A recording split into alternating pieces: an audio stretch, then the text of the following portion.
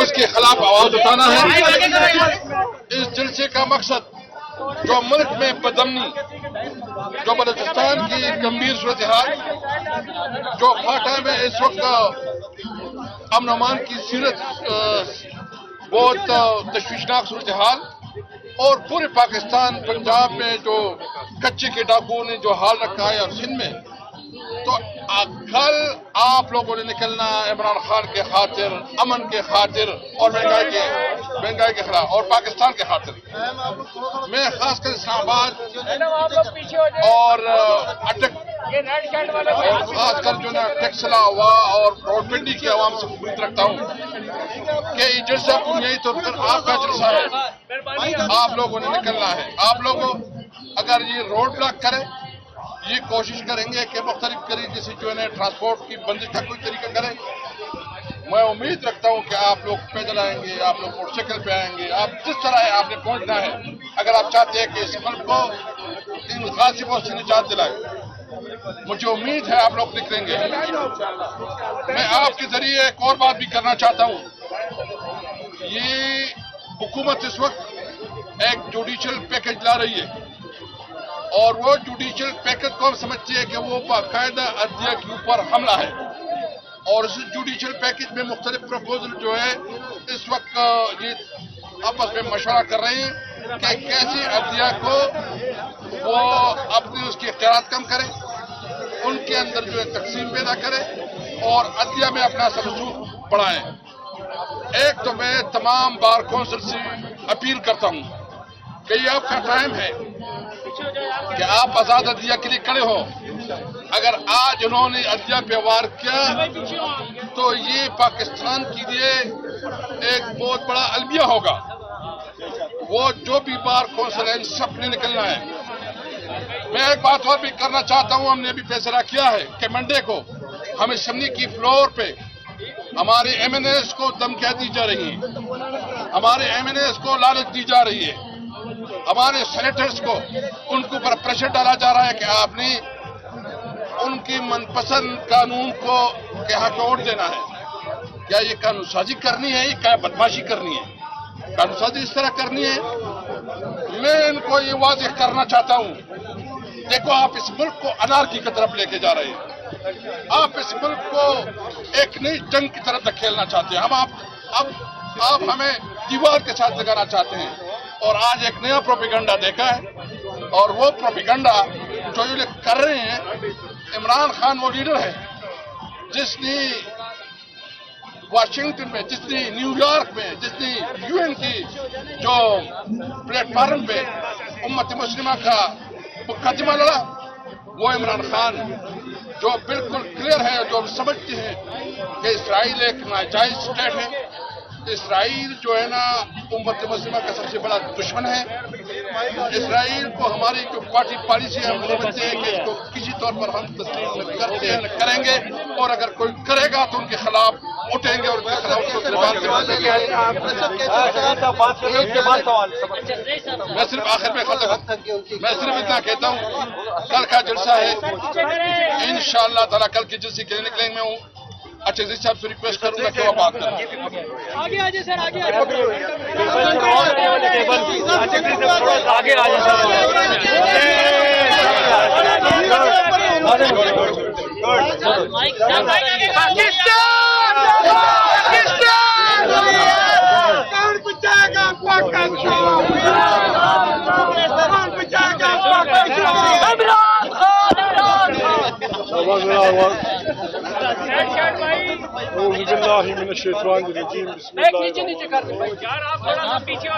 ساتھی دوستوں، ہم یہاں تقریریں کرنے نہیں آئے،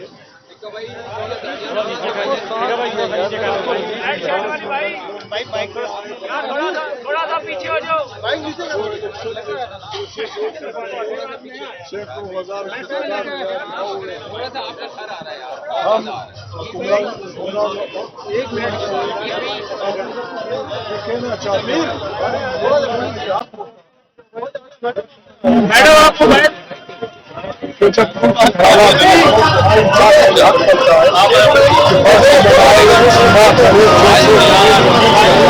یار مائک آگے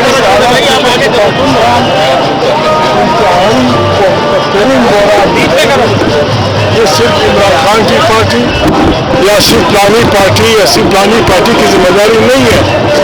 پاکستان انتہائی خطرناک بحران میں ہے.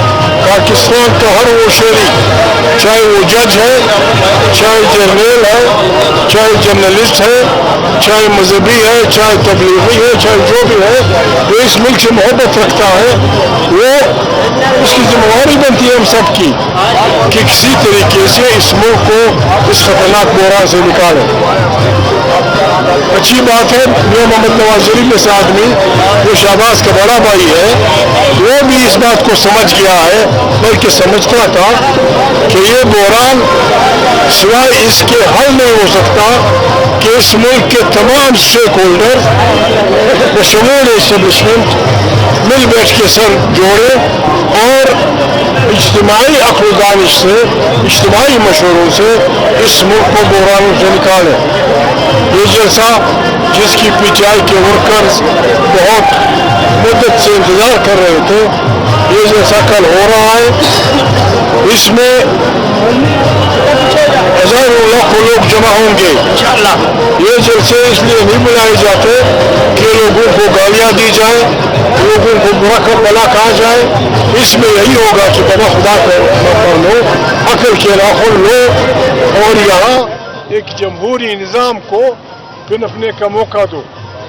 ہماری دانش میں سوائے اس کے کوئی راستہ نہیں ہے کہ اس ملک میں آئین کی بالادستی کو تسلیم کیا جائے اور صحیح ووٹ سے منتخب پارلیمنٹ طاقت کا سرچشمہ ہو, ہمسایوں سے اچھے تعلقات ہوں, غریب لوگوں کی روزی روٹی کا بندوبست ہو.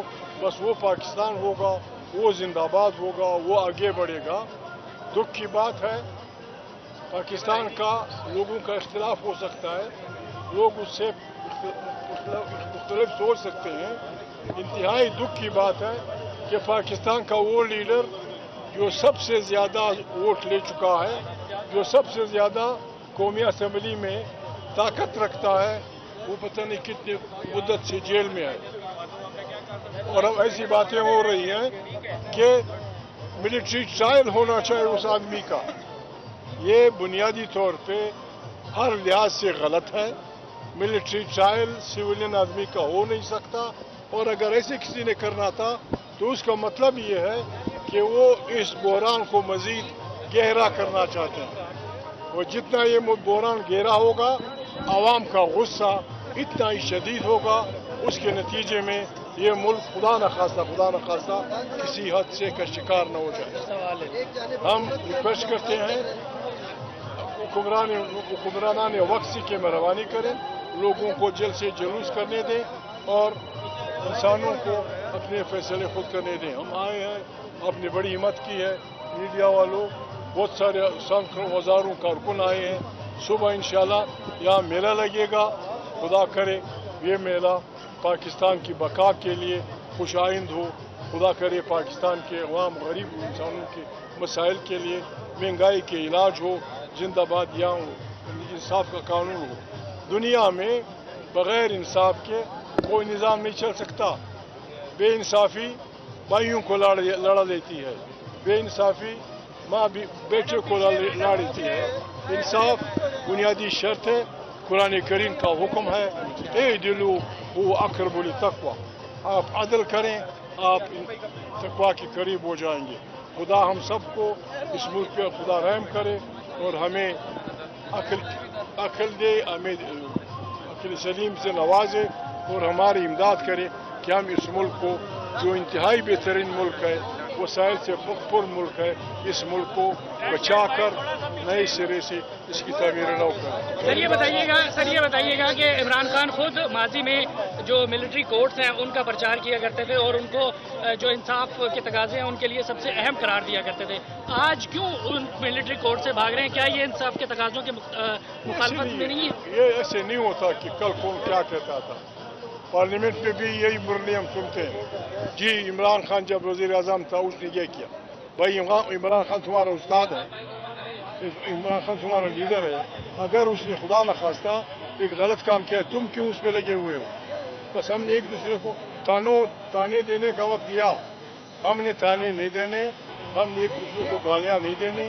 हमने सब ने मिलकर इस मुल्क को जो इंतहाई हमजहती बहरान में मुब्तला है इससे निकल, आसमान से लोग नहीं आएंगे, कोई हमें बचाने नहीं आएगा। हमारा मुल्क दुनिया जहान की नियामतों से पूर्ण मुल्क है।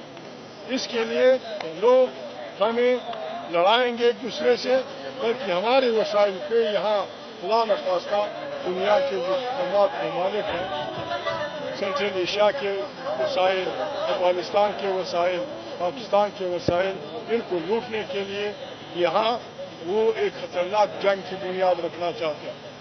हम सब के इम्तिहान का वक्त है, आखिर के इम्तिहान का वक्त है।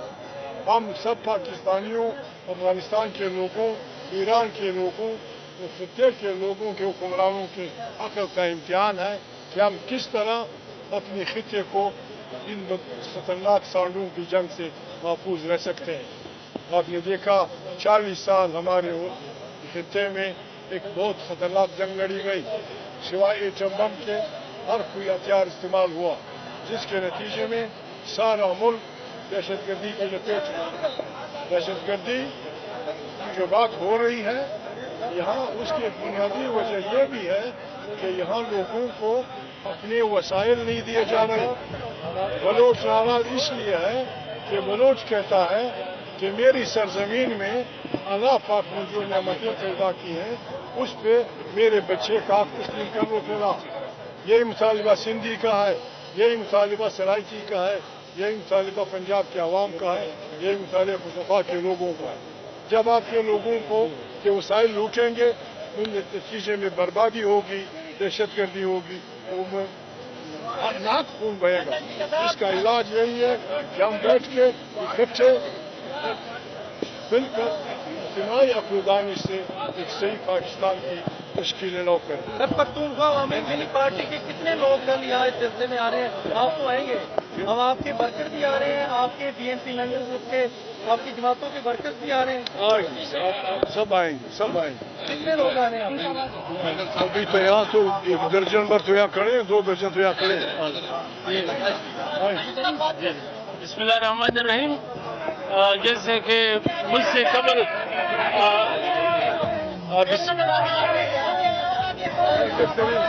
बिस्मिल्लाहिर्रहमानिर्रहीम, जैसे कि मुझसे कबल मैं बलूचिस्तान नेशनल पार्टी के इस मकाम सदर की हैसियत से खान साहब ने बात की, असद कैसर साहब ने बात की कि जैसे कि आप सब लोग जानते हैं कि कल यहाँ पे पाकिस्तान के हकीकी नुमाइंदा एक इज्तिमा होने जा रही है।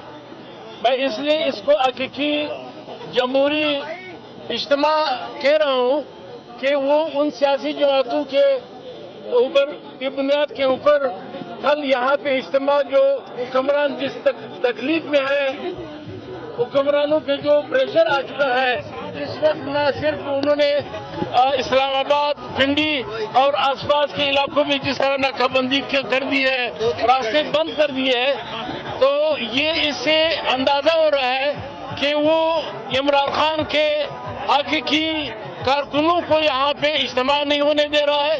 वो मोहम्मद खान अचकजई के कारकुनों को यहाँ इकट्ठे होने नहीं दे रहा है। वो सरदार अख्तरजान मेंगल साहब के कारकुनों को यहाँ इकट्ठे नहीं होने दिया जा रहा है। और उन्होंने सारे पाकिस्तान के सतह पे एक सिलसिला शुरू किया है जो बलूचिस्तान में पहले से ही माशाल्लाह जैसे एक निज़ाम नाफिज था। आज और कल से वहाँ पे मीडिया से ताल्लुक रखने वाले हमारे पार्टी के कई कारकुनों को उठा लिया गया है, गायब कर दिया गया है। सोशल मीडिया से ताल्लुक रखने वाले कारकुनों को उठाया जा रहा है, जिसके मैं बरजोर मजम्मत करता हूँ यहाँ इस स्टेज से। और ये हम कहते हैं कि जिस तरह ये एक बात वाज़ेह हो चुकी है कि पाकिस्तान के लेवल पे अगर इस मुल्क को बचाना है तो इमरान खान को हर सूरत में रिहा करना पड़ेगा। और इमरान खान के साथ जितने भी इस मुल्क के हकीकी जमहूरी और सियासी जमातें हैं वो इकट्ठे होकर इस मुल्क को बचाना है। चाहे जो हुक्मरान तबका ये दिए की बुनियाद पे कोई साजिश करे या किसी बुनियाद पे करे, अब वो ये रास्ता इस लश्कर का नहीं रोक सकते। और कल ये इज्तिमा इंशाल्लाह होगा आप सबके तावन से, और पाकिस्तान और इस मुल्क को हकीकी जमहूरी और आईनी डगर पर डालने के लिए हमारी जद्दोजहद कल से ये शुरू होगा। Thank you sir.